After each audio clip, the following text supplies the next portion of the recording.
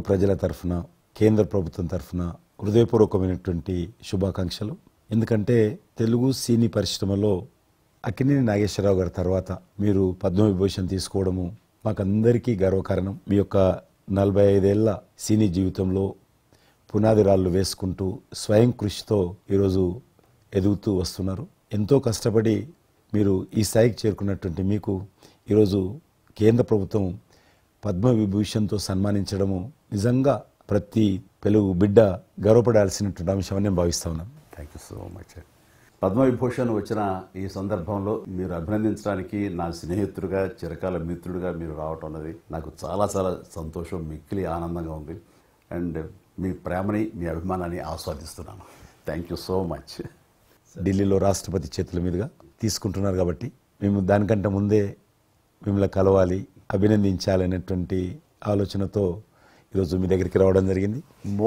Most welcome అండి. దక్షిణ భారతదేశంలో రజనీకాంత్ గారు కానీ మీరు కానీ ఒక మంచి నైతిక విలువలతో కూడినటువంటి నటులుగా మంచి పేరు తెచ్చుకున్నారు. అంతేకాకుండా మన తెలుగు ఇండస్ట్రీస్కి వచ్చినప్పుడు తెలుగు ఇండస్ట్రీలో అప్పుడప్పుడు అనేక రకాల సమస్యలు వస్తుంటాయి, క్రైసిస్ వస్తూ ఉన్నప్పుడు ప్రభుత్వంతో కానీ మీ నటుల మధ్యలో కానీ సినిమా ఇండస్ట్రీ మధ్యలో కానీ వచ్చినప్పుడు సీనియర్ నటుడిగా మెగాస్టార్గా అందరినీ సమన్వయపరుస్తూ మరి ముందుకు తీసుకెళ్ళేటువంటి వారు. అలాంటి మీరు ఈరోజు మరి పద్మవిభూషణ్ రావడం అనేటువంటిది మరి అందరం సంతోషించాల్సిన అంశం అని నేను భావిస్తాను. ఈ ఇండస్ట్రీ లేకపోతే మేము లేవండి. మా చదివిన చదువుకు కానీ మన బ్యాక్గ్రౌండ్కి కానీ ఏదో ఒక మారుమూల ఉద్యోగం చూసుకుంటూ ఉండాల్సిన వాళ్ళు ఈ రోజున ఇంత సెలబ్రిటీ స్టేటస్ కానీ ప్రపంచవ్యాప్తంగా ఎక్కడ మన వాళ్ళు ఉన్నా సరే అక్కడ గుర్తింపు కానివ్వండి, ఇవన్నీ రావటం అంటే కనుక కళామ తల్లి ఆ సినిమా ఇండస్ట్రీ నాకు పెట్టిన భిక్షగా నేను ఫీల్ అవుతుంటాను. ఆ ఇండస్ట్రీ లేకపోతే ఏం లేదు. అందుకని ఇలాంటి ఇండస్ట్రీకి ప్రత్యుపకారంగా నేను ఏం చేయాలి, నాకు ఇంత స్థానం ఇచ్చిన ఇండస్ట్రీకి తిరిగి నేను ఏం ఇవ్వగలను అనేటటువంటి ఒక గ్రాటిట్యూడ్ నుంచి మొదలైంది. క్రైసిస్ వచ్చినప్పుడు నేనేదో నా భుజం కాయాలి, నా వంతు సహాయం చేయాలి అనే ఆలోచన. ఒక ఇంటికి పెద్ద బిడ్డగా పెద్ద కొడుకుగా ఆ ఇంటి కుటుంబ బాధ్యతలకి తన వంతు సహాయం ఎలా చేస్తాడో అలాగే నిర్వర్తించాలని ఉంటుంది. కానీ ప్రతిదానికి పెద్ద నేను అనేటువంటి బేషిజానికి మాత్రం పోవాలని కారణం ఒకటి అనుకుంటే మీరంటే అందరు యాక్సెప్టబిలిటీ ఉంటుంది. అది కూడా ఆ యాక్సెప్టబిలిటీ చిన్నవాళ్ళు కానీ పెద్దవాళ్ళు కానీ ఈ రంగం కానీ ఆ రంగం కానీ మీరు ఏదైనా ఒక మాట చెప్తే దాని మీద మీరు నిలబడతారు, మిగతా వాళ్ళు కూడా మీ మాట గౌరవం ఇస్తారు. అది కారణం నేను అనుకుంటాను. సినిమా రంగం నుంచి రాజకీయాలకు వచ్చి కూడా రాజకీయాలలో మీకంటూ ఒక ప్రత్యేక స్థానాన్ని సంపాదించుకున్నారు. మీరు కొత్త ఒరవడి రాజకీయాల్లో కూడా తీసుకురావడం, మీరు చేపట్టినటువంటి ప్రచార కార్యక్రమం కానీ మీకు వస్తున్నటువంటి స్పందన కానీ అద్భుతంగా మేమందరం ప్రతి కార్యక్రమాన్ని వేరే ప్రత్యామ్నాయ పార్టీలో ఉన్నప్పుడు కూడా మీ రాకను మేము గమనించే వాళ్ళము. మీరు చేస్తున్నటువంటి ప్రచారము కొత్త ఒరవడి మీరు అద్భుతంగా చేశారు. ప్రాంతాలకు అతీతంగా మీకు స్పందన లభించింది, చాలామంది గెలిచొచ్చారు. ఒక ఆర్టిస్ట్గా నేను మంచి స్థితిలో ఉన్నప్పుడు రాజకీయాల్లోకి వెళ్ళాల్సినటువంటి ఒక పరిస్థితులు నెలకొన్నాయి. ఆ సమయంలో నేను ప్రజలకి ఏదో చెయ్యాలనే తప్పనే ప్రధానం తప్ప ఎలాంటి పొజిషన్స్ ఏమిటి దీని మీద నాకు దృష్టి లేదు. ఎందుకంటే అన్నిటికీ మించినటువంటి ఉన్నతమైన స్థానాన్ని వాళ్ళ మనసులో వాళ్ళు ఇచ్చిన తర్వాత దానికి మించి నాకు ఏది కావాలి కోరిక లేదు నాకు. అయితే ఏదో చిన్న ఎత్తున మనకి తెలిసి మనకు అందుబాటులో ఉన్నటువంటి చారిటబుల్ ట్రస్ట్ ఇవి పెట్టి చేస్తాను, నేత్రదానం అని రక్తదానం అని చేస్తున్నాం. కానీ పెద్ద ఎత్తున చేసే అవకాశం భగవంతుడు ఇస్తే కనుక అది చిత్తశుద్ధితోటి నేను మనసావాచ కర్మేణ చెయ్యాలి అని ఆ రకంగా నా కృతజ్ఞత తీర్చుకోవాలని మాత్రం చూపించాలని మాత్రం నాకు ఎప్పుడు ఉంటుండేది. నాకు ఇప్పటికి జ్ఞాపకం ఉంటుంది. ఇది అంతకుముందు ఒకటే ఉండేది, ఇలా పెట్టినప్పుడల్లా ప్రతిసారి మీరే జ్ఞాపకం వస్తారు నాకు. ఎంత కీన్ అబ్జర్వేషన్. రాజకీయంగా ఉన్నప్పుడు మాత్రం నాకు ఎనలేని సంతృప్తి ఎక్కడ లభించిందంటే ముఖ్యంగా ఇప్పుడు తమరు చేస్తున్నటువంటి శాఖ ఉంది కదా టూరిజం, అది నేను మీకంటే కొంచెం ఒక స్టెప్ ముందుగా దాన్ని నేను అవి నిర్వర్తించినప్పుడు ఆ శాఖలో మంత్రిగా నాకు పొందినటువంటి అనుభూతి కానీ లభించిన సంతృప్తి కానీ అంతా ఇంత కాదు. ఆ రకంగా మాత్రం రాజకీయాలకు వస్తే ఇంత చేయొచ్చా అనేది మాత్రం నాకు సుస్పష్టంగా నాకు అనుభవపూర్వకంగా తెలిసొచ్చింది మంత్రిగా ఉన్నప్పుడు టూరిజానికి. అది అలా అలా వెళ్ళి ఆఖరికి ఒక కల్నరీ ఇన్స్టిట్యూట్ అనేది నాకు అవకాశం తిరుపతిలో నేను వెళ్ళాను. అద్భుతమైనటువంటి ఇన్స్టిట్యూట్ అది. అంటే క్షమించాలి, అది ఇనిషియేట్ చేసి తీసుకురావడం వరకు నేను చేసి ఇంకా ప్లానింగ్ అంతా మీరు ఉన్నప్పుడే జరిగింది. అంతా జరిగింది. రాబట్టడానికి ఎంత కృషి చేశానంటే అంతా ఇంత కాదు, అది మనకు రాకుండా పోయే పరిస్థితులు ఉన్నాయి. ఆ టైం లోపల ఒక మినిస్టర్నా ఒక సూపర్ స్టార్నా అన్ని పక్కన పెట్టేసి ఆ ప్లానింగ్ కమిషన్ చైర్మన్ ఉండేవారు మౌంటిగా అహ్లూవాలియా, ఆయన దీన్ని వద్దు, మనకి ఇది వైబుల్ కాదు, ఇది ఫీజిబుల్ కాదు అంటే కనుక కాదని ఆయన గుమ్మందరికి వెళ్ళిపోయి చేతులు కట్టుకుని ఇది ఓకే చేయండి సార్, దీని ఆవశ్యకత అంతా అంత కాదు. ఇండియాలో ఉన్నటువంటి ఎన్ని రకాల స్టేట్స్ ఎన్ని రకాల కల్చర్స్ ఉన్నాయో అన్ని రకాల వంటకాలు ఉండేటటువంటి దేశం మందే. అది నేర్పించే ఒక ఇన్స్టిట్యూషను ఈ రోజున మనకి కావాలి, అదే కల్నరీ ఇన్స్టిట్యూట్. అది మనకు వచ్చింది, దాన్ని మనం నిలబెట్టుకోవాలి. ఇది గొప్ప అవకాశం, ఎంతోమందికి ఉద్యోగం ఇవ్వటమే కాదు మన కల్చర్ని కూడా మనం నిలబెట్టుకోవడం అవుతామంటూ ఆయనతో పోరాడి కన్విన్స్ చేసి ఓకే చేసి ఇక్కడ రాష్ట్ర ప్రభుత్వం ఆ రోజున ఉన్నట్టు రాష్ట్ర ప్రభుత్వం ఒప్పించి రేణుగుంటలో 15 ఎకరాల దాకా చేయించి ఇంకా పెట్టేస్తున్నాం, ఇక మనం స్టోన్ వేస్తున్నాం ఇక్కడ అని అనుకున్న సమయంలో ఈ రాష్ట్ర విభజన సమయంలో నేను రిజిగ్నేషన్ టెండర్ చేసి వచ్చింది. అయితే ఫైల్స్ అంతకు అన్నీ అయిపోయినాయి.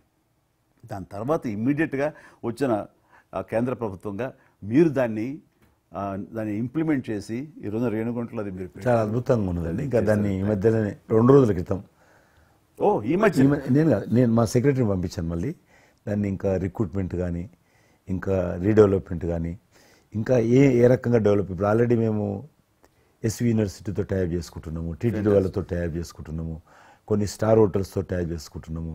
ఆ రకంగా ఇంకా మీరు ఏదైతే ఆలోచన ఉండనో మీ ఆలోచన ప్రకారం దాన్ని ముందుకు ముందుకు తీసుకెళ్తాం. మీరు రాజకీయాలు ఉన్నా సినిమా రంగంలో ఉన్నా కూడా కల్మషం లేనటువంటి వ్యక్తి అని నేను భావిస్తాను. ఎవరిని పల్లెత్తు మాట అన్నారు, ఇంట్లో అన్నారు అనుకుంటే బయట అన్నారు అనుకుంటాను. పార్టీ పెట్టినప్పుడు కూడా ఎవరన్నా అక్కడక్కడ రాజకీయంగా అన్నా కానీ మీరు వ్యక్తిగతంగా అందరూ గౌరవిస్తారు ఈరోజు ఏ పార్టీలు ఉన్నప్పుడు కూడా.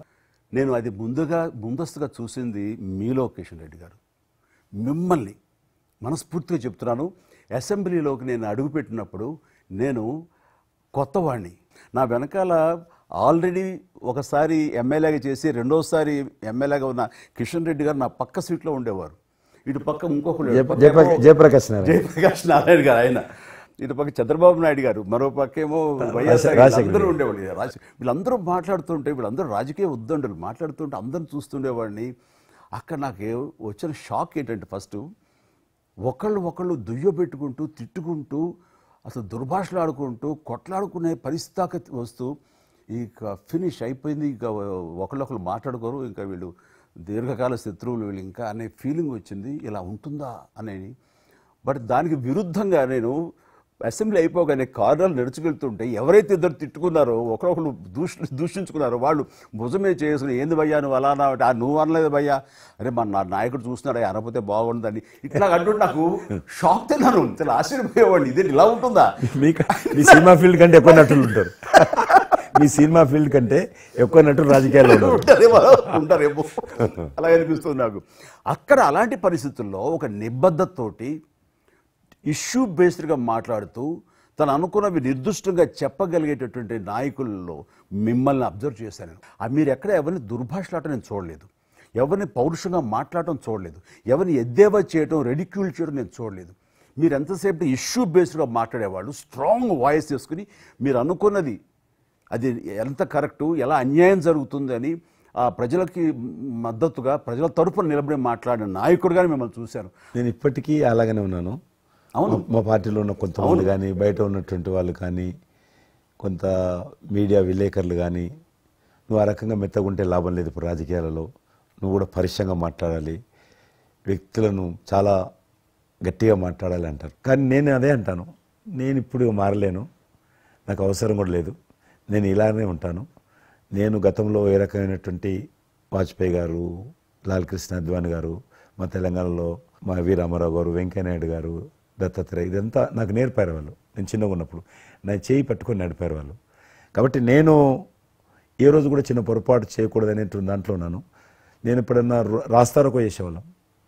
రాస్తారోకే మాకు వి రామారావు గారిని సిక్కిం గవర్నర్ ఉండే ఎమ్మెల్సీ, ఆయన వెంటనే ఫోన్ చేసేవాడు. నువ్వు ఎక్కడన్నా పోతున్నప్పుడు ఎవరైనా రాస్తారోకే చేస్తే ఒక 2-3 గంటలు ట్రాఫిక్ జామ్ అయితే నీకెంత బాధ అవుతుంది. కాబట్టి నువ్వు రాజకీయ నాయకుడు అయినంత మాత్రాన రోడ్డు ఆపేసి ప్రజలను ఇబ్బంది పెడితే ప్రజలకు మేలు చేయాలనుకుంటున్నావా, ప్రజలు ఇబ్బంది పెట్టాలనుకుంటున్నావా, ఈ రకంగా ప్రశ్నించేవాడు. నేను ఎవరైనా ముఖ్యమంత్రులది దిష్టిబొమ్మ తగలబెడితే ముఖ్యమంత్రి తగలబెట్టొద్దు, కావాలంటే గవర్నమెంట్ తగలబెట్టు, వ్యక్తి ఆ రకం చిన్న చిన్న విషయాలు నాకు ఫ్యాంటాస్టిక్ సార్. ఈ రోజుల్లో ఎంతమంది ఇలా ఆలోచించే నాయకులు ఉన్నారు, ఎంతమంది స్టేట్స్మెన్లు ఈ రకమైన సలహా ఆ తర్వాత వచ్చే యంగ్ నాయకులకి సలహా ఇచ్చేవాళ్ళు ఉన్నారు. అవన్నీ కరువడిపోతున్నాయి. ఇవన్నీ కూడా చరిత్రలో జరిగేవంట అనే స్థితిలాగా ఉంది మీలాంటి వాళ్ళు లేకపోతే కనుక. ఈరోజు మనము స్వాతంత్రం వచ్చి 75 సంవత్సరాలైంది. ఈ 75 సంవత్సరాల్లో మనం అనేక రకాలుగా అభివృద్ధి చేసుకున్నాము, ప్రాజెక్టులు కట్టుకున్నాము, ముందుకెళ్ళాము, కొంత మెరుగైనటువంటి పరిస్థితి వచ్చింది. కానీ మన తర్వాత వచ్చినటువంటి స్వాతంత్రం వచ్చినటువంటి దేశాలు కూడా డెవలప్డ్ కంట్రీగా ఎమర్జ్ అయినాయి. మనం ఇంకా డెవలపింగ్ కంట్రీ, అభివృద్ధి చెందిన దేశంగా ఎదగలేదు. కానీ దురదృష్టం ఏంటంటే మనకు టార్గెట్ పెట్టుకోలే, ఎప్పటి లోపల మనం లక్ష్యం చేరుకుందాం అనేది ఎక్కడ కూడా పెట్టుకోలేదు. ఇంకో 75 సంవత్సరాల తర్వాత ఇట్లనే ఉన్నాం అనుకో, ఇంకో 75 సంవత్సరాల తర్వాత కూడా వెనక తిరిగి చూస్తే మనం డెవలపింగ్ కంట్రీగా ఎమర్జ్ కాము. అందుకే ఈ మధ్యలో మన కేంద్ర ప్రభుత్వము ఒక టార్గెట్ పెట్టుకుంది. ఇప్పుడు కమింగ్ 25 years ప్రపంచంలో అత్యధికమైనటువంటి యూత్ పాపులేషన్ ఇండియాలో ఉంటుంది. ఎగ్జాక్ట్లీ. కాబట్టి ఈ 25 years అమృతకాలం అంటారు దీన్ని. ఎగ్జాక్ట్లీ. ప్రధానమంత్రి కూడా అప్పుడప్పుడు అంటుంటారు ఇది అమృతకాలం. కాబట్టి ఈ 25 years మన యూత్ కానీ ప్రతి ఒక్క ఫీల్డ్ కానీ మనము ఇప్పుడు సినిమా ఫీల్డ్ అందులో సినిమా ఫీల్డ్ 2047లో ఏ రకంగా ఉండాలి, ప్రపంచాన్ని ఏ రకంగా డామినేట్ చేయాలి, అగ్రికల్చర్ ఏ రకంగా డామినేట్ చేయాలి, ఇండస్ట్రీ ఏ రకంగా డామినేట్ చేయాలి, ఎన్జిఓస్ ఏ రకంగా పనిచేయాలి, ఆర్థిక వ్యవస్థ ఏ రకంగా ఉండాలి, ఆ రకంగా ఎవరికి వారు 140 కోట్ల మంది మనం అనుకొని 2047 లోపల 100 సంవత్సరాల స్వాతంత్ర పండుగ జరుపుకుంటాము. ఆ రోజుకు మనం అభివృద్ధి చెందిన దేశంగా ఎదగాలి. ఇంకొక మాట అంటారు ప్రధానమంత్రి గారు, అప్పుడు ఏ పార్టీ ఉంటుందో అధికారం మనకు అనవసరం. అప్పుడు ఎర్రకోట నుంచి ఏ ప్రధానమంత్రి ఏ వ్యక్తి జాతీయ పతాకం ఆవిష్కరిస్తారో మనకు సంబంధం లేదు, ఎవరైనా ప్రజలు అనుకుంటారు. కానీ ఆ రోజుకు మన దేశం ప్రపంచంలో డెవలప్డ్ కంట్రీ స్థాయికి ఎదిగి 3, 4, 5 ఉంటే అట్లో మన దేశం ఉండాలనేది అని ఈరోజు మనం అందరం ఒక లక్ష్యంగా పెట్టుకొని ముందుకెళ్తే యూత్ ఏదైతే అంటున్నారో మీరు, ఆ యూత్ కూడా మరి వాళ్ళ జీవితం సాఫల్యం చెందినట్టు అవుతుంది. ఇప్పుడు డెవలప్డ్ కంట్రీస్లో మనది ఆర్థికంగా చూసుకుంటే కనుక ఆర్థిక వ్యవస్థగా మనది 5వ కంట్రీగా డెవలప్ అయింది. లార్జెస్ట్ ఎకానమీ ఈ మధ్య కాలంలో, ఈ మధ్య సంవత్సరాల్లో, ఒక దశాబ్ద కాలం లోపల. ఇప్పుడు వచ్చే 5 సంవత్సరాల్లో మనం థర్డ్ ప్లేస్ చేరుతాం. ఇప్పుడు యూకే లాంటి మనల్ని పరిపాలించి మన ఆక్రమించుకొని పరిపాలించినటువంటి బ్రిటన్ కూడా వెనకకి నెట్టేసి 5వ స్థానానికి వచ్చేసి వచ్చేటువంటి 5 సంవత్సరాల్లో ఖచ్చితంగా మనం 3వ స్థానంలోకి లార్జెస్ట్ ఎకానమీ కంట్రీగా మనం ఎమర్జ్ అవుతాం. 100%. అవన్నీ ఇప్పుడు జరుగుతున్నటువంటి ఈ యొక్క డెవలప్మెంట్స్, ఈ ఆర్థిక సంస్కరణలు ఇవన్నీ చూస్తుంటే ఖచ్చితంగా ఆ రోజు ఎంతో దూరం లేదు మీరు చెప్పినట్టుగా. మీ తెలిసి మధ్యలో G20 సమావేశాలు నిర్వహించినప్పుడు నేను మీతోటే మాట్లాడాను. శ్రీనగర్ అంటే ఎట్లా ఉండని పరిస్థితి తెలుసు. ఈ టూరిజం మినిస్ట్రీకి 4 మీటింగ్లు అవుతాయి. ఒక మీటింగ్ అక్కడ పెట్టాలని నిర్ణయించుకున్నప్పుడు ప్రధానమంత్రి అన్నారు, సినిమా ఫీల్డ్ మీద చర్చించండి, ఎందుకంటే సినిమా ఫీల్డ్ ఎక్కువగా షూటింగ్లు చేసేవాళ్ళు. మేము చిన్నగా ఉన్నప్పుడు జమ్మూ కాశ్మీర్ వెళ్ళలేదు వివరం కూడా, కానీ దేశంలో ఉన్నటువంటి కోట్లాది మంది కాశ్మీర్ అందాలను చూశారు సినిమాల కారణంగా. ఎవరు పోలేదు అక్కడికి, కానీ చూశారు. కాబట్టి ఆ సినిమా ఫీల్డ్కి సంబంధించినటువంటి సెషన్ పెట్టాలి మీరని చెప్పి ప్రధానమంత్రి గారు చెప్పి ఆయన ఆదేశించిన తర్వాత ఈ సినిమా ఫీల్డ్కి సంబంధించి అన్ని దేశాలకు సంబంధించినటువంటి ప్రముఖులందరినీ కూడా ఆహ్వానించాం. అప్పుడు మేము మీటింగ్ పెట్టాలంటే పాకిస్తాన్ అన్ని దేశాలకు లెటర్స్ రాసింది, చైనా లెటర్స్ రాసింది, టెర్రరిస్ట్ ఆర్గనైజేషన్స్ అన్నీ కూడా హెచ్చరించాయి. జమ్మూ కాశ్మీర్కి వస్తే, Kashmir is a disputed place అది, కాబట్టి ఎవరు రావద్దు, వస్తే మాత్రము ఏమైనా అవుతే మాకు సంబంధం లేదని పాకిస్తాన్ కూడా అందరూ హెచ్చరించారు. బట్ ప్రైమ్ మినిస్టర్ చెప్పాడు, ఎట్టి పరిస్థితుల్లో మీటింగ్ పెట్టి తీరాలి, నువ్వు నాకు అనవసరం, నీకేం కావాలో నేను అన్ని ఏర్పాటు చేస్తాను. ఆ తర్వాత నేను మీతో మాట్లాడి ఆ రోజు అప్పుడే కాశ్మీరు అని అనగానే మీరు కాశ్మీరు లోయల్లో కన్యాకుమారి ఇలాంటి సాంగ్స్ ఎన్నో మాకు గుర్తుకొచ్చినాయి. అలాంటిది మళ్ళీ మీరు మీ పార్టిసిపేషన్ ఉంటే బాగుంటుంది అనుకున్నప్పుడు ఆ టైంలో నేను రాలేని పరిస్థితిలో రామ్ చరణ్ వస్తే బాగుంటుంది, అతను RRR సినిమా ఆస్కార్ అవార్డు తోటి తను మంచి ఆస్కార్ అవార్డు వచ్చింది, బాగుంటుంది ప్రధానమంత్రి గారు చెప్పాను. అప్పుడు అందరూ ఫారినర్స్ డెలిగేట్స్ అందరూ కూడా ఏ సినిమా సాంగ్ అది నాటు సినిమా డాన్స్ చేశారు అక్కడ. డాన్స్ చేశారు ఎవరు మన కొరియన్ మినిస్టర్.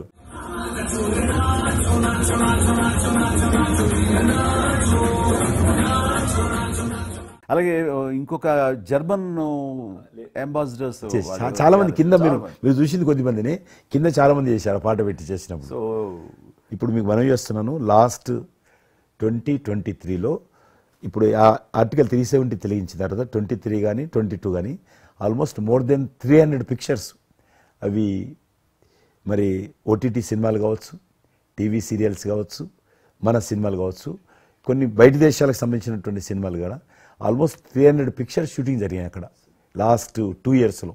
మళ్ళీ తిరిగి మీ ప్రభావంతో ఆయన నరేంద్ర మోడీ గారి చొరవతోటి ఇలాగా G20 కల్చర్ ముఖ్యంగా టూరిజం సంబంధించి సినిమాలను ఎంకరేజ్ చేస్తూ మీరు తీసుకున్న చొరవ, అందులో రామ్ చరణ్కి మీరు ఇచ్చేటువంటి ప్రాధాన్యత ఇవన్నీ కలిపినప్పుడు ఫస్ట్ నా వైఫ్ తన ఫ్రెండ్స్ తోటి ఎక్కడికి వెళదాం ఈ హాలిడే అంటే వాళ్ళ ఫ్రెండ్స్ అందరూ కలిపి కాశ్మీర్కి వెళ్ళారు. అన్నిటికీ మించి మన భారత జాతీయ జెండా రెపరెపలాడుతున్నది. మీకు తెలుసలేదు, మా పార్టీ తరఫున మాకు మురళీ మనోహర్ జోషి గారు ఉండేవారు, పార్టీ అధ్యక్షుడు అద్వానీ గారి తర్వాత. ఆయన కన్యాకుమారి నుంచి కాశ్మీర్ వరకు యాత్ర తీసాము. ఏంటో తెలుసా డిమాండ్? అక్కడ శ్రీనగర్లో జాతీయ పతాకం ఎగరడం, దానికోసం ఉద్యమం. చూడండి, ఒక జెండా ఎగరడం కోసం. ఆడికి మిలిటరీ మధ్యలో, పోలీస్ ఫైరింగ్ల మధ్యలో ఒక జెండా మేము జమ్మూ కాశ్మీర్ కానీ ఆపేశారు మమ్మల్ని. అక్కడ నుంచి విమానం, మిలిటరీ విమానంలో తీసుకుపోయి ఆయన ఒక్కరిని అక్కడ జెండా ఎగిరినట్టు చేసి మనకు తీసుకొచ్చారు. డల్ లేక్ అని ఉంది అక్కడ, ఉన్నది కదా. మొన్న 15th ఆగస్ట్, ఇంతకుముందు 15th ఆగస్ట్ ఏదైతే మనము 70 సంవత్సరాల పండుగ జరుపుకున్నాము, 50,000 మంది అమ్మాయిలు, అబ్బాయిలు, స్కూల్ పిల్లలు అందరూ చేతులలో 3 రంగుల పతాకాలు పట్టుకొని డల్ లేక్ చుట్టూ ఊరేగింపు చేశారు. అది మార్పు. ఇంకొకటి నాకు సంతోషం ఏంటంటే, మీరు రాజకీయాలకు రాకముందే మీకంటూ ఒక ప్రత్యేక స్థానం సర్వీస్ యాక్టివిటీలో చిరంజీవి చారిటబుల్ ట్రస్ట్ చాలా పెద్ద ఎత్తున చేయడం అనేటువంటిది నిజంగా అది చాలామందికి ఆదర్శమైంది. మిమ్మల్ని చూసిన తర్వాత చిరంజీవి గారు పెట్టిన అంత పెద్ద నటు పెట్టడం మనం చేయకూడదని వాళ్ళ స్థాయిలో పెట్టినటువంటి చాలా సంస్థలు మీ నుంచి స్ఫూర్తి తీసుకొని పెట్టారనేది నాకు తెలిసిన వాళ్ళు కూడా చాలామంది చెప్పారు. కాబట్టి అది గొప్ప విషయం. మీకు ఎందుకు వచ్చిన ఐడియా?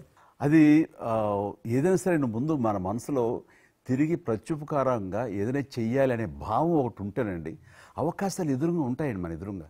అలా చూసినప్పుడు ఆ టైంలో రక్తం దొరకక చనిపోయే వాళ్ళు చాలామంది ఉన్నారు. అది గర్భస్రావంతో, డెలివరీ సమయంలో, యాక్సిడెంట్ సమయంలో కొంతమంది క్షతగాతులు, అట్లాగా లుకేమియా కానివ్వండి, క్యాన్సర్ కానివ్వండి, ఇలాంటివి తలసేమియా కానివ్వండి, ఇలాంటి చాలామంది ఉన్నారు. ఇంతమంది జనాభా ఉన్న ఈ దేశంలో రక్తం ఇచ్చేవాళ్ళు లేకుండా పోయారు. ఎందుకంటే రక్తం అనేది ల్యాబుల్లో తయారు చేసేది కాదు, ఒక మనిషి మరొక మనిషికి దానం ఇస్తేనే జరిగేది. సో ఆ మాత్రం లేదు, ప్రత్యామ్నాయం లేదు. సో ఇది కేవలం మంచి మనసుతోటి ఉండేవాళ్ళు ఇచ్చేదే. వాళ్ళు మోటివేట్ చేయాలంటూ నేను ఏం చేస్తానంటే, నా ఫ్యాన్స్ని ఫస్ట్ మోటివేట్ చేద్దామని దీని ఆవశ్యకత చెప్పడం కోసంగా షార్ట్ ఫిల్మ్స్ కానివ్వండి, ఎక్కడ పెడితే అక్కడ నేను ఇవ్వటం మొదలుపెట్టేసరికి ఈ రోజున రక్తం ఇవ్వటం కోసంగా ముమ్మరంగా ముందుకు రాగలుగుతున్నారు అంటే దాన్ని ఇనిషియేట్ చేసింది, దానికి ముందస్తుగా దాన్ని మోటివేట్ చేసింది నేను అని చెప్పుకోవడానికి నాకు గొప్ప విషయం అండి. కానీ మీరు ఒక ఉద్యమంలాగా తయారు చేశారు దాన్ని, ఒక మూమెంట్ లాగా తయారు చేసి మిషన్కి hats off to my fans and motivate అయిన ధర్మాత్ములు, మంచి మనసు ఉన్న వాళ్ళు ఎంతోమంది ముందుకు వచ్చారు. వాళ్ళందరికీ కూడా ఈ సందర్భంగా చేతులెత్తి నమస్కరిస్తాను. ఇక్కడ మీ గురించి నేను ఇంకోటి విన్నాను. మీరు ఏదైతే నా సేవా కార్యక్రమాల గురించి మీరు ప్రస్తావించారో అదే సమయంలో నేను కోవిడ్లో కూడా నేను కొంచెం యాక్టివ్గా ఉండి మా కార్మికులకి సంబంధించి 3 నెలల పాటు 4 నెలల పాటు నా మిత్రుల సహకారంతో నేను కొంత అమౌంట్ తోటి సినిమా ఫీల్డ్లో పనిచేస్తున్నటువంటి ఆఫీస్ బాయ్ నుంచి మొదలు పెడితే టెక్నీషియన్స్ వరకు కూడా మీరు చాలా పెద్ద ఎత్తున మందికి నేను గ్రాసరీస్ ఇవ్వగలిగాను వాళ్ళకి బయటికి రాని పరిస్థితిలో. బట్ అదే పరిస్థితిలో మీరు దేశవ్యాప్తంగా మీరు ముఖ్యం ఇక్కడ మన రాష్ట్రానికి సంబంధించి తెలంగాణలో మీరు ఫ్రంట్ లైన్లో ఉండి ప్రతి వాళ్ళని పరామర్శిస్తూ, ప్రతి హాస్పిటల్కి వెళుతూ ఎవరైతే ఆ రోజున ఫ్రంట్ లైన్ హీరోస్ ఉన్నారో వాళ్ళందరినీ పరామర్శిస్తూ మీరు అద్భుతంగా పెద్ద ఎత్తున చేశారు. అదే కాకుండా మన ఇండియా లెవెల్లో మీరు corona command control room, corona command control room మీకు మీ ఆధ్వర్యంలో జరిగింది. అప్పుడు మీరు చేసిన సేవల గురించి దేశం ప్రస్తావించారు. అంటే అప్పుడు నోడల్ మినిస్ట్రీ, హోమ్ మినిస్ట్రీ ఉండింది. ఏమైనా డైరెక్షన్స్ దేశానికి ఇవ్వాలన్నా, రాష్ట్ర ప్రభుత్వాలకు ఇవ్వాలన్నా, లాక్డౌన్ ఎక్కడ పెట్టాలా, ఎక్కడ పెట్టకూడదు, ఎప్పుడు పెట్టాలా, లాక్డౌన్లో ఏ స్థాయికి వెళ్ళాలా అన్నీ కూడా హోమ్ మినిస్ట్రీ ఇచ్చేది. నేను అప్పుడు హోమ్ మినిస్ట్రీలో ఉన్నాను. ప్రజలకు రోజువారీ అవసరమైనటువంటి 24 మినిస్ట్రీస్, 3 జాయింట్ సెక్రటరీస్ ఒక్కొక్క మినిస్ట్రీ నుంచి 8 గంటల చొప్పున హోల్ నైట్ టు డే 24/7 ఆ బ్యాచ్ కరోనా కంట్రోల్ రూమ్లో కూర్చోవాలి. ఆ రకం కూర్చున్నప్పుడు దానికి యాజ్ ఎ మినిస్టర్గా నన్ను ఇన్ఛార్జ్ పెట్టారు ప్రధానమంత్రి గారు, అమిత్ షా గారు. చాలా అద్భుతంగా నేను కూడా ఆల్మోస్ట్ 1.5 month ఆఫీసులోనే పడుకున్నాను. మిలిటరీ విమానాలలో ఆక్సిజన్ పంపించాను, మీకు తెలుసు. మిలిటరీ విమానాలు చాలా ఒక విమానం ఢిల్లీ నుంచి ఆక్సిజన్ తీసుకొని వస్తే గ్రీన్ ఛానల్ ద్వారా హైదరాబాద్ సికింద్రాబాద్ స్టేషన్ వచ్చేంత వరకు కూడా ఎక్కడ ఆగకపోయేది. అంత నెట్వర్క్ గ్రీన్ ఛానల్ అంటారు. ఆ రకంగా విమానాల ద్వారా నేను గాంధీ హాస్పిటల్కి ఆల్మోస్ట్ 12 సార్లు పోయాను లోపలికి. ఎవరైతే వెంటిలేటర్ మీద పేషెంట్స్ ఉంటారో, నేను బుక్ ఒకటి ప్రింట్ చేశాను. వెంటిలేటర్ మీద పేషెంట్ దగ్గరికి వెళ్ళి దగ్గరగా మాట్లాడాను. దేవుడి మీద భారం ఇచ్చి తిరిగాను. ఆ రకంగా ఎందుకు వెళ్ళానంటే ఏదో పబ్లిసిటీ కోసం కాదు. డాక్టర్లు పనిచేస్తున్నారు, ఆడ నర్సులు పనిచేస్తున్నారు, ఆడ శానిటేషన్ సిబ్బంది పనిచేస్తారు, క్లీన్ చేయడం. వాళ్ళు పనిచేస్తున్నప్పుడు మనం వాళ్ళని గాలికి వదిలేసి మీరు పని చేయండి, మేము రాజకీయ నాయకులము, మేము ఇళ్ళల్లో ఉంటాము, మేము రాము అని కూడా దాన్ని బట్టి నేను లోకల్గా ప్రజాప్రతినిధిని, ఎంపీని అని చెప్పి మా ఇంట్లో భయపడుతున్నా, అందరూ భయపడుతున్నా. ప్రెస్ వాళ్ళందరూ వచ్చేవాళ్ళు. ప్రెస్ వాళ్ళందరినీ గేట్ కాడ, బయట మెయిన్ గేట్ కాడ ఆపాడు. ఇక నేను పోయేవాడిని, మొత్తం చూసేవాడిని. ఆ సూపరింటెండెంట్ కూడా నాతో పాటు లోపలికి వచ్చేవాడు ధైర్యం చేసి నేను వెళ్ళినప్పుడు. ఆ రకంగా పూజారులు ఉంటారు దేవాలయాలలో. పూజారులు కూడా చాలా పేదవాళ్ళు ఉంటారు, మీకు తెలుసు. వాళ్ళకు దేవాలయాన్ని క్లోజ్ అయినాయి కదా. ఆ టైంలో పూజారులందరికీ గ్రాసరీస్ పంపించడము, మీలాంటి వాళ్ళ దగ్గర, పెద్దవాళ్ళ దగ్గర సాయం తీసుకొని మా కార్యకర్తలకు పంపించడము, పోలీస్ స్టేషన్లో పోలీసుకు పంపించడము, హోంగార్డ్స్ పంపించడము. ఈ రకంగా నేను కూడా కొద్దిగా గొప్ప చేశాను. ఇక్కడ మా వాళ్ళతోటి కలిసి నా కాన్స్టిట్యున్సీ చూసి, ఈవెన్ నా పార్టీలో ఉన్నటువంటి, నాకు పనిచేసినటువంటి పేద కుటుంబాల కార్యకర్తలకు కూడా గ్రాసరీస్ పంపించాను నేను. ఆ రకంగా కూడా వర్కౌట్ చేశాను. మీ కుటుంబంలో కూడా చాలామంది మీకు బంధువులు సినిమాలు వచ్చారు. అందులో ఇద్దరు ప్రముఖంగా, మీ అబ్బాయి చరణ్ గారు కావచ్చు, మీ సోదరుడు పవన్ కళ్యాణ్ గారు కావచ్చు. వాళ్ళిద్దరిట్లో మీకు నచ్చిన సినిమా ఏముంటుంది? పవన్ కళ్యాణ్ సినిమాల్లో నాకు తొలి ప్రేమ ఒకటి చాలా ఇష్టం, బద్రీ ఇష్టం, అలాగే జల్సా అనే ఇంకో సినిమా, అత్తారెడ్డి దారేదైతే చాలా అవి తను చేసినవి సినిమాలైనా అన్నీ కూడాను అద్భుతమైన సినిమాలు, 1-2 తప్ప. అండ్ చరణ్ రెండో సినిమా మగధీర నభూత నా భవిష్యత్. మీరు అసెంబ్లీలో నాకు వచ్చి చెప్పారు, ఇది మగధీర రిలీజ్ అయిన రోజు ఉన్నారు మీరు, జ్ఞాపకం ఉందో లేదు మీకు? కరెక్టే కదా, మీరు షేర్ చేశారు. చాలా బాగా నడుస్తుంది మా అబ్బాయిది, మంచి. అదే టైం మీరు అసెంబ్లీలో కూడా చెప్పారు మాకు, మామూలుగా మాట్లాడుతున్నారు, మగధీర చాలా అద్భుతంగా వచ్చింది, చిరంజీవి అని. మీరు ఎంత సంతోషపడిపోయారో. మీకు రాజకీయంగా మీ తదనంతరం లేదా మీతో పాటు మీ బంధుగణంలో కానీ, మీ బంధువులో కానీ, మీరు ఎంకరేజ్ చేసిన మీ శిష్య వర్గంలో కానీ ఎవరైనా ఉన్నారా? అంటే నేను మా కుటుంబం నుంచి ఎవరిని ప్రోత్సహించలేను. ఎవరన్నా ఇష్టం ఉంటే వాళ్ళు రావాలి ఫ్యూచర్లో. నేను ప్రోత్సహించలే ఎవరిని కూడా. నాకు పార్టీలో గ్రూప్ అంటూ లేదు. అందరూ పార్టీ కార్యకర్తలందరూ నా గ్రూపే, పార్టీయే నా జెండా. ఆ రకంగా నేను ఎవరిని వ్యక్తిగతంగా నా మనిషిని ప్రోత్సహించుకోవడము, లేకపోతే మా కుటుంబ సభ్యులను ప్రోత్సహించడం అనేటువంటిది, ఎవరైనా రాజకీయాలు అంటే వాళ్ళ స్వేచ్ఛ, మనం బలవంతంగా తీసుకొచ్చి నిలబెట్టాలనేది నేను జనరల్ కూడా అనుకోలేదు ఇప్పటివరకు అయితే. ఈ ఫ్యూచర్ ఏమైతే చెప్పలేను ఇప్పటికైతే. మీరు ఒక గ్రూపు, నా కార్యకర్తలు నా గ్రూప్ అని మీరు అంటే నాకు ఒక విజువల్, ఒక ఫోటోగ్రాఫ్ గుర్తుకొస్తుంది. మీరు వైట్ హౌస్ ముందు మీరు కొంతమంది కార్యకర్తలు అలా ఉన్నారు, కానీ వాళ్ళు నిశ్చితంగా చూస్తే నరేంద్ర మోడీ గారు ఉన్నారు ఆ టైం లోపల. మీకు అప్పటి నుంచి కూడా నరేంద్ర మోడీ గారితో సత్సంబంధాలు ఉండేవా? అద్వానీ గారు ప్రెసిడెంట్ ఉన్నప్పుడు 1994లో నేను అప్పుడు యూత్ వింగ్లో పనిచేస్తున్నాను. American council of young political leaders, అది యుఎస్ గవర్నమెంట్ ఏజెన్సీ.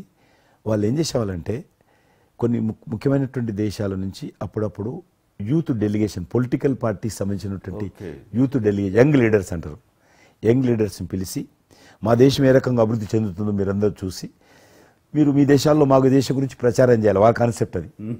అద్వానీ గారు ముగ్గురిని సెలెక్ట్ చేశారు. నన్ను హైదరాబాద్ నుంచి, తెలంగాణ ఉమ్మడి రాష్ట్రం ఆంధ్రప్రదేశ్ నుంచి, కర్ణాటక నుంచి అనంత్ కుమార్ అని చనిపోయారు, మినిస్టర్ ఉండేవాడు, సివిల్ ఏవియేషన్ మినిస్టర్ ఉండేవాడు, కల్చర్ మినిస్టర్. ఆయన చనిపోయారు మధ్యలోనే. అక్కడ గుజరాత్లో ఆర్గనీ పార్టీకి సెక్రటరీ ఉండేవాడు నరేంద్ర మోడీ గారు, అప్పుడు మినిస్టర్ కాదు ఇంకా. మా ముగ్గురిని సెలెక్ట్ చేసి ఢిల్లీకి పిలిచాడు. పిలిచి ఇట్లా మీరు పార్టీ తరఫున పోవాలి అని చెప్పి, నన్ను కూడా నువ్వు పోవాలన్నప్పుడు నాకు పాస్పోర్ట్ లేదు, నాకు చాలా చిన్న ఏజీ, ఫ్లైట్లో మొదటిసారి పోయాను నేను. తొందర రమ్మంటే మా పార్టీ ఫ్లైట్ టికెట్ ఇస్తే పోయాను. మాట్లాడినాక వారు చెప్పారు మీరు ముగ్గురు అని కూర్చున్నాక ఇంటి ముందోటి కటింగ్ షాప్ ఉంది, నరేంద్ర మోడీ గారి గడ్డ ఉంది, నా గడ్డ ఉంది చిన్నోని, మీరు దగ్గర క్లీన్ షేవింగ్ చేసుకురా అన్నాడు.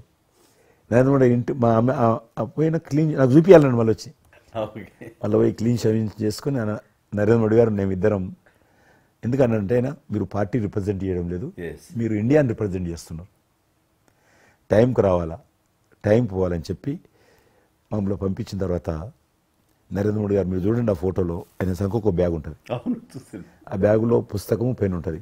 మేము రాజులాగా పుస్తకం లేదు, పెన్ లేదు, మేము పోతుంటే అందులో భాగంగానే వైట్ హౌస్ లోపల రాణించేవాళ్ళు చాలా దూరంకి వెళ్ళి, కానీ చూపించేవాళ్ళు బయట ఉండే కొంత అమెరికా ఇది వైట్ హౌస్ అక్కడ కనిపిస్తుంది, అందులో అది ప్రెసిడెంట్ రూము, ఇక్కడ కనిపిస్తుంది కిచెను, ఇది కాన్ఫరెన్స్ హాలు, బయట నుంచి అందరు చెప్పేటోళ్ళు చాలా మంది ఉండేవాళ్ళు. గైడర్స్ టూరిస్ట్ గైడ్స్ ఉంటారు కదా, వాళ్ళు చాలామంది అక్కడ పోతే చెప్పేవాళ్ళు. ఆ రకంగా అక్కడ దిగినటువంటి ఫోటో అది. ఎందుకు రిలీజ్ చేశానంటే ప్రధానమంత్రి గారు అయిన తర్వాత నాకు ఫోన్ చేశాడు, కిషన్ ఏమన్నా మీ దగ్గర ఫోటోలు ఉన్నాయా? ఆయన దగ్గర లేవు పాపం. ఓకే, నాకు ఫోన్ చేశాడు. నేను ఎమ్మెల్యే క్వార్టర్స్లో అవినీతి ఫోటోలు తీసినాక ఇంత కట్ట ఉండే కానీ అన్నీ అంటుకొని ఒకటి మనకు తెలియదు కదా, మొత్తం పాడిపోయినాయి. 8 ఫోటోలు దొరికినాయి. అందులో ఏదో ఒకటి దొరికింది, బోటు థమ్స్అప్ తాగుతూ, అప్పుడు థమ్స్అప్ తాగొద్దని కూడా తెలియదు, ఇది మల్టీనేషనల్ కంపెనీ అటువంటి ఏం లేదు అప్పుడు. బోట్ నడిపిస్తున్న ఫోటో ఇవన్నీ కూడా కొన్ని దొరికితే పంపించాను. ఆయన ఏ వైట్ హౌస్ ముందు అయితే నేను ఫోటో దిగాను గేట్ కాడ, ఈరోజు అదే వైట్ హౌస్ ఆహ్వానం మేరకు వైట్ హౌస్ లోపలికి వెళ్తున్నానని ఆ ఫోటో రిలీజ్ చేశాడు. ఎక్సలెంట్ ఎక్స్పీరియన్స్ ప్రైమ్ మినిస్టర్ ఆ ఫోటో బయటకు ఆ ఫోటో బయటకు వచ్చింది. ఆ రోజు ప్రైమ్ మినిస్టర్ గారు అయిన తర్వాత అమెరికాకి వెళ్తున్న రోజు రిలీజ్ చేసిన ఫోటో అది. మీరు మాకు ఒక మాట ఇచ్చారు, మీరు మన ఆఫీస్ ఏదైతుందో టూరిజం ఆఫీసు ఢిల్లీలో నేను వస్తాను, మన ఇద్దరం ఒకసారి ఎందామని అన్నారు. కానీ మీ ఒత్తిడి కారణంగా మన ఒత్తిడి కారణంగా జరగలేదు. ఇంకా అది రేపు ఎలక్షన్స్ తర్వాత మళ్ళీ అది చెప్పలేము కాబట్టి అది అది కాకుండా మీరు నాకు ఇంకా జ్ఞాపకం ఆఫీస్లో ఉన్నప్పుడు నాకు గర్వం ఫీల్ అవుతాను. ఎందుకంటే మీరు పెట్టిపోయినటువంటి ఫోటోలు ఇండియాకి సంబంధించినటువంటి టూరిజం డెస్టినేషన్ యొక్క ఫోటోస్ ఏవైతున్నాయో అవి ఇంకా ఆ రకంగానే ఉన్నాయి. నేను అడిగిన ఎవరు పెట్టారంటే చిరంజీవి గారు పెట్టారంటారు. డ్రైవర్ కూడా మీకైతే డ్రైవర్ ఉండను, అతను ఇప్పుడు నా దగ్గర ఉన్నాడు, రణధీర్. మీకు చెప్తుంటారు సార్ మై చిరంజీవి సాబ్ కभी मैं ही साहब ड्राइवर मैं ही चलाता उनका गाड़ी ఢిల్లీ में आज आपको मैं चला रहा हूं साहब అంటాడు. ఇంకా ఉన్నాడు పాపం. చాలా సీనియర్ అండి అతను, చాలా మంచోడు.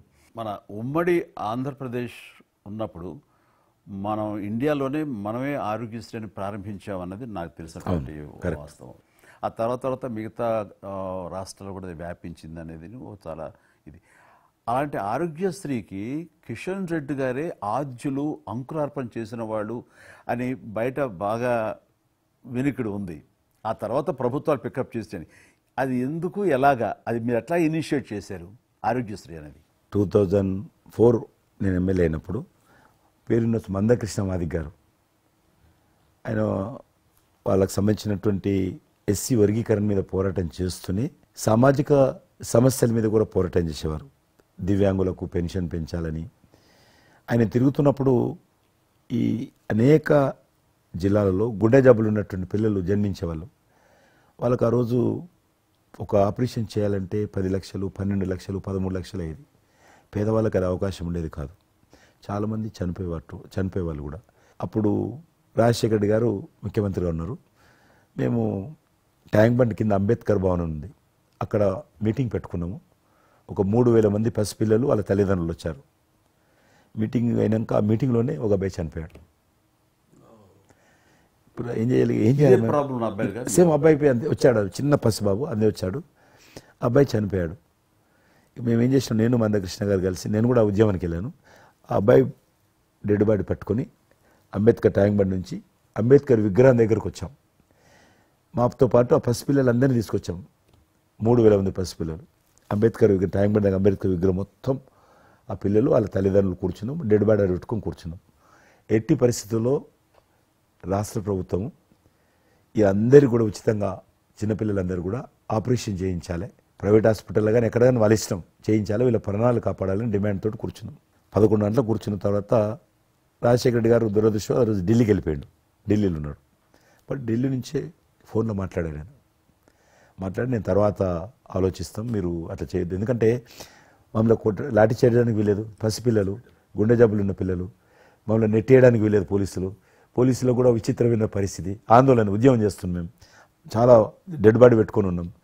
ఏం చేయాలో పోలీసులకు తోచది. ముఖ్యమంత్రి గారు అన్నప్పుడు రాజశేఖర్ గారు మా మెడ మీద కత్తి పెట్టి మీరు ఈ రకంగా దబాయిస్తున్నారు, ఏమని అనుకోండి సార్, మీరు కృష్ణ గారు చాలా గట్టిగా ఉన్నారు, ఏమని అనుకోండి, మీరు ఎట్టి పరిస్థితుల్లో ఇది చేయాలని చెప్పి మేమిద్దరం కదలాలి. రాత్రి ఆల్మోస్ట్ 10 o'clock మళ్ళీ ముఖ్యమంత్రి గారు ఫోన్ చేసి మీరు మాట చెప్పడం కాదు ఆర్డర్ రావాలను. వీళ్ళందరికీ ఫస్ట్ మేము రాష్ట్ర ప్రభుత్వం తరఫున గుండె జబ్బులు ఉన్నటువంటి పిల్లలందరికీ ఎంత డబ్బైనా ఖర్చు అయినా సరే మేము ఆపరేషన్ చేయిస్తానని చెప్పి ఢిల్లీ నుంచి మాట ఇచ్చి ఆర్డర్ తీసి మా చేతులు పెట్టినాక మేము పిల్లలందరినీ తీసుకొని వెళ్ళిపోయినాం, ఫస్ట్ పిల్లలు వాళ్ళ తల్లిదండ్రులు. ఆ తర్వాత మళ్ళీ ముఖ్యమంత్రి గారు వచ్చిన తర్వాత మళ్ళీ మీటింగ్ పిలిచాడు మమ్మల్ని. పిలిచి ఈ రకంగా చేయడం తప్ప, మీరు నన్ను బెదిరించారు, బ్లాక్మెయిల్ చేశారు, ఆర్డర్ చేశారు, ఏమని అనుకోసారి మేము పిల్లల ప్రాణాలు కాపాడడం కోసం చేశాం తప్ప మీకు వ్యతిరేకంగా కాదు, ఇంకొకరు కాదు. అందులో బాబు చనిపోయాడు. తర్వాత ముఖ్యమంత్రి ఆలోచన చేసి డాక్టర్లను పిలిచి ఎట్లా చేద్దాము, అప్పుడు సర్వే చేయించాడు.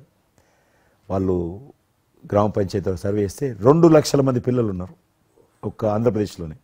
ఉభయ రాష్ట్రాల్లో గుండెకు జబ్బు హోల్ ఉండి పుట్టినటువంటి వాళ్ళు 2 లక్షల మంది పిల్లలు ఉన్నారు.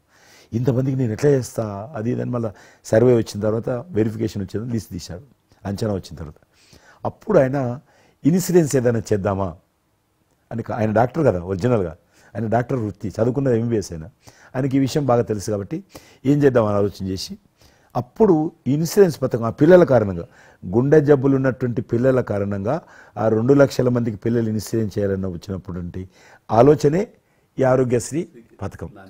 అలా మీరు ఇనిషియేట్ చేసినటువంటి ఈ ఆరోగ్యశ్రీ కానివ్వండి, ఇది నిజంగా ఇలాంటి సామాజిక స్పృహ అనేది రాజకీయంగా ఆలోచిస్తే వచ్చేది కాదండి. ఇది మానవతా విలువలతోటి, మానవత్వంతో ఆలోచించారు కాబట్టి ఈ రోజున అది సఫలీకృతం కాగలిగింది.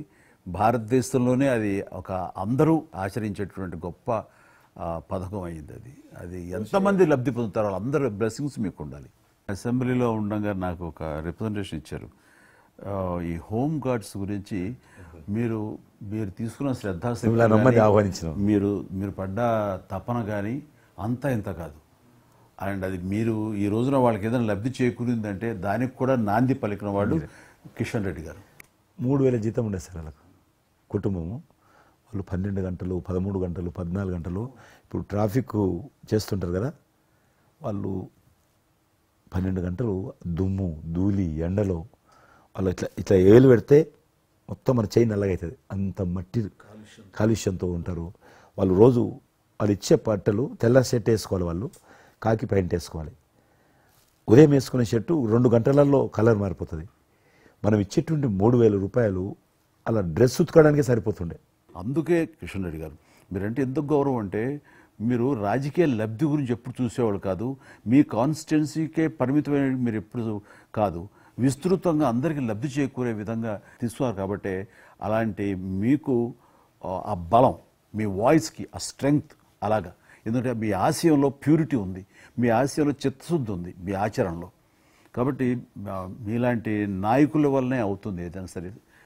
జనవరి 22 నాడు నేను టీవీలో చూశాను, మీరు అయోధ్యలో రామమందిర నిర్మాణంలో మీ దగ్గర కెమెరాలు పెట్టడము, మీరు కామెంట్ చెప్పడము, మిమ్మల్ని పిలవడము, మీరు పోవడము, మీరు ఆ రోజు టీవీలో దేశమంతా అన్ని టీవీలు మాట్లాడాయి.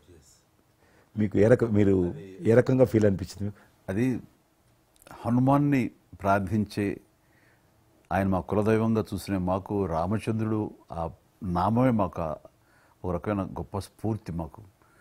అలాంటి రాముడు మమ్మల్ని ఆహ్వానించినట్టుగా అనిపించిందండి. అది అక్కడ 500 సంవత్సరాలుగా ఎన్నో అక్కడ ఉన్నటువంటి ప్రాబ్లం అనేది అది సునాయాసంగా చేయటం అన్నది అది ఆయన వల్లనే అయ్యింది, నరేంద్ర మోడీ గారు తలుచుకోబట్టి అయ్యింది అనేది. అలాంటి దానికి మేము ఆహ్వానించబడటం అనేది అది మేము చేసుకున్న అదృష్టం, పుణ్యం. చాలామంది అందరము భయపడ్డాం ఏమైపోతుందో దేశంలో, గొడవలు అయితే మత కళాలు జరుగుతుందేమో. కానీ అదృశ్యం ఏంటంటే ముస్లింలు కూడా చాలామంది సానుకూలంగా. ఇక్కడ నేను ఒక విషయం చెప్పాలి. నేను రామ మందిరం నుంచి నా హోటల్ ఉంది అక్కడ, ఆ హోటల్కి వెళ్ళడానికి నేను కారు హైర్ చేసుకున్నాను మా ఫ్యామిలీ. అది ముస్లిం డ్రైవర్. సో ఈ రోజున ఇంత కాంట్రవర్షియల్ ఈ ప్లేస్లో ఈ రోజున టెంపుల్ కట్టడంపై మీరందరూ ఎక్కడో కొంత అసంతృప్తితో ఉండుంటారు కదంటే. కాదండి, ఈ రోజు నుంచి మా టెన్షన్ రిలీవ్ అయిపోయింది, మేము చాలా రక్షణతో ఉన్నాం అన్న ఫీలింగ్ ఉంది. ఎంత హిందూ కాన్వర్జేషన్ అండి. ఇక్కడ 144 సెక్షన్ ప్రివేల్ అవుతూ ఏ రోజున ఏం గొడవలు జరుగుతాయి, ఎక్కడి నుంచి ఏ ఘర్షణలు జరుగుతాయి, స్కూల్కి వెళ్ళి మా బిడ్డలు వస్తారా వెళ్తారా అనే టెన్షన్లో ఉండేవాళ్ళం మేమంతా. అండ్ అలాంటి ఘర్షణలో వాళ్ళు ముస్లిమ్సా లేకపోతే హిందూస్ అని ఏం చూడరు కదండి, ఎవరు అందరూ సఫరర్సే. అలాంటి పరిస్థితులు ఇప్పుడు నెలకొన్న సమయంలో ఎలాంటి గొడవలు లేకుండా ముందు ఒక నిర్ణయం తీసేసుకున్నారు. ఎస్, రామ మందిరం కట్టేశారు, అయిపోయింది. ఇక్కడి నుంచి లిఫ్ట్ చేసేసారు 144 సెక్షన్, ఇంకేం లేదు, అన్నీ సజావుగా సాగిపోతాయంటే మాకు సెక్యూర్డ్ ఫీలింగ్ వచ్చింది, మా బిడ్డలకు రక్షణగా ఉంది, మాకు ఇంకేమీ కాదన్న భరోసా వచ్చింది మాకు. వీఆర్ సో హ్యాపీ అని ఒక ముస్లిం సోదరుడు అన్నారు. ఇప్పుడు అదే మీరు ప్రస్తావిస్తున్నారు. చాలామంది ముస్లిమ్స్ వెళ్తున్నారు చూడడానికి, దర్శనం చేసుకోవడానికి. ఒక అమ్మాయి అయితే బాంబే నుంచి నడుచుకుంటూ వచ్చింది, 22nd చేరుకుంది అక్కడ అమ్మాయి. ఓకే, నేను ఉన్నాను వెనకనే ధైర్యాన్ని ఇచ్చేటువంటి మన ప్రధాని గారు, ఈ భారత ప్రభుత్వం ఇవన్నీ కలిపి దోహదపడ్డాయి. అందుకని ఆయన ఒక మాట అన్నారు అయోధ్య టైంలో, మొన్నటిదాకా టెంట్లో రాముడిని చూసాం, ఇంకా రావుడికి ఆ పరిస్థితి లేదు, ఆయన ఒక పర్మనెంట్ స్ట్రక్చర్లో ఉంటాడు అని అన్నప్పుడు అందరూ మంచి రెస్పాన్స్ ఇచ్చారు, బాగా రెస్పాండ్ అయ్యారు. అట్లాగా ఈ రోజున ఆయన తీసుకున్న ప్రతి కార్యక్రమం కూడాను ఒక మత సామరస్యాన్ని సూచిస్తుంది. దానికి నేను ఒక విషయం కూడా చెప్తాను, మీరు చెప్పారు కదా, నేను ఎలక్షన్ ప్రచారానికి 2019లో కానీ అంత ముందుగానే వెళ్ళేవాడిని. డిఫరెంట్ రీజన్స్ మా పార్టీకి సంబంధించి కావచ్చు, ఇతరత్ర కావచ్చు. మేము వెళ్తున్నప్పుడు ముస్లిం సమాజాన్ని బస్తీలు కూడా వస్తాయి కొన్ని, మేము ఎంత మైకులు పెట్టుకొని డ్రమ్ కొట్టుకుంటూ పోయినా కూడా ఒక్కరు కూడా బయటకు వచ్చేవాళ్ళు కాదు. ఇప్పుడు పరిస్థితి త్రిపుల్ తలాక్ అని ఒకటి ఉండేది, అది ముస్లింలో ఒక సాంప్రదాయం. అది ఏదైనా భర్త కోపం వచ్చినా 3 సార్లు తలాక్ అంటే ఆడబిడ్డ ఇంటి నుంచి వెళ్ళిపోవాలి. 3 సార్లు అంటే తలాక్ అంటే వెళ్ళిపోవాలి. అయితే దాన్ని మోడీ గారు త్రిపుల్ తలాక్ సిస్టాన్ని చట్టం చేసి ఇది చేయడానికి వీల్లేదు, ముస్లిం మహిళలకు కూడా హక్కులు ఉంటాయి అని చెప్పి ఆయన చేశాడు. అప్పుడు కూడా చాలామంది భయపెట్టించారు, మత కళాలు జరుగుతాయి, అట్లా వేయొద్దు, నువ్వు ముస్లిం పర్సనల్ విషయాల్లో మీరు జోక్యం చేసుకుంటున్నారంటే ఆయన చాలా వివరంగా చెప్పాడు. ఈరోజు నువ్వు ఒక భర్తగా నీ భార్యకు తలాక్ అని ఇచ్చేసి పంపించేస్తున్నావు, రేపు నువ్వు తండ్రి అవుతావు, తండ్రి అయిన తర్వాత కూడా మీ అల్లుడు నీ కూతురుకు తాకని విడాకులు ఇచ్చి పంపిస్తే అప్పుడు నువ్వు ఎంత బాధపడతావు? కాబట్టి ఏ తండ్రి అయినా సరే అట్లుంటుంది. కాబట్టి ఇది ఈ రకమైనటువంటి ఉండకూడదని చెప్పి ఆయన త్రిపుల్ తలాక్ రద్దు చేస్తే, నేను ప్రచారానికి వెళ్తున్నప్పుడు అంతకుముందు బయటకు వచ్చేవాళ్ళు కాదు. ఉదాహరణకు నేను ఇట్లా పోతున్నాను అనుకోని, రోడ్డు రథం మీద నేను పోతుంటే ఇటు సైడ్ నుంచి ఒక ముస్లిం అలా భార్యను కూర్చుని పెట్టుకుని మోటార్ సైకిల్ మీద నడుపుకుంటూ వచ్చేవాడు. ఇప్పుడు ఏం చేస్తున్నంటే భర్తకు చూడకుండా ఎన్నుకున్నటువంటి భార్య పరద లేపి ఇట్లా నాకు ఊపుతున్నచ్చి, ఇది నేనే సాక్ష్యం, అంత మార్పు వచ్చింది. కట్టన్స్ ఓపెన్ చేసి బస్తీలలో ఇండ్ల ముందుకు వెళ్తుంటే ముస్లిం ఆడబిడ్డలు వచ్చి, మాతృమూర్తులు వచ్చి, తల్లులు వచ్చి చేతులు ఊపుతున్నారంటే నిజంగా సంతోషం. అంటే ఆడబిడ్డలో 10 కోట్ల మంది ముస్లిం ఆడబిడ్డలు ఉంటారు దేశంలో, కానీ అది రావడంతో వాళ్ళకు ధైర్యం వచ్చింది, వ్యతిరేకత లేకుండా ఏ ప్రొటెస్ట్ లేదు. అదే ఫస్ట్ ఆఫ్ ఆల్ విజయం. కాబట్టి ఈరోజు ఆ రకంగా మీరు చెప్పిన దాన్ని బట్టి వాతావరణం మార్పు వచ్చింది. ఈరోజు మత కళాలు లేవు, కర్ఫ్యూలు లేవు. హైదరాబాద్లో ఎన్ని గొడవలు జరుగుతుండే, ఒక్క గొడవ లేదు ఎక్కడ. బాంబేలో, యూపీలో ఎక్కడ చూసినా మత కళాలు ఉండేది. ఈరోజు ఆల్మోస్ట్ 98% కమ్యూనల్ క్లాసెస్ అయిపోయినాయి. ఎక్కడ కూడా కర్ఫ్యూ అనే లేదు. దేశంలో ఎక్కడో దగ్గర కొన్ని నగరాలలో కర్ఫ్యూ ఉంటుండేది, కొన్ని నగరాల్లో మత కళాలు జరుగుతుండేది. ఎక్కడో ఒక దగ్గర యూపీలోనూ, మధ్యప్రదేశ్లోనూ, మహారాష్ట్రలోనూ, ఇప్పుడు బీహార్లోనూ ఎక్కడ లేదు. ఈవెన్ జమ్మూ కాశ్మీర్ లాంటి రాష్ట్రంలో కూడా 144 సెక్షన్ లేనటువంటి పరిస్థితి ఉన్నది. మీరు వేయించాను, అద్భుతంగా ఉన్నమాట. అది నరేంద్ర మోడీ గారు చాలా విజనరీగా ఆ రకంగా చేశారు. చాలా సంతోషం కృష్ణరెడ్డి గారు, మీరు నన్ను అభినందించడానికి అవార్డు తీసుకుంటున్న సమయంలో ఆ పురస్కరించుకుని మీరు వచ్చినందుకు, నన్ను అభినందించినందుకు ధన్యవాదాలు తెలియజేస్తూ, మీతో ఇంతసేపు సంభాషించడంలో ఎన్నెన్నో విషయాలు తెలుసుకున్నాను, నాకు అనుభవపూర్వకంగా తెలిసినవి మీతో పంచుకున్నాను. అండ్ మీలాంటి నాయకులు రావాలి, ఉండాలి, మరి ఎంతోమందికి ఇన్స్పిరేషన్గా ఉండాలి.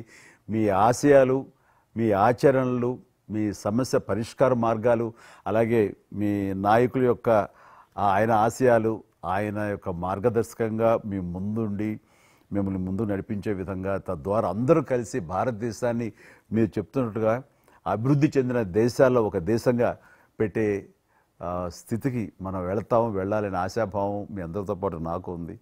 అండ్ మరొకసారి మీకు ధన్యవాదాలు. తప్పకుండా మీరు జీవితంలో ఇంకా మరెన్నో మెట్లెక్కాలి, ఇంకా మీకు మంచి భవిష్యత్తు ఉంది.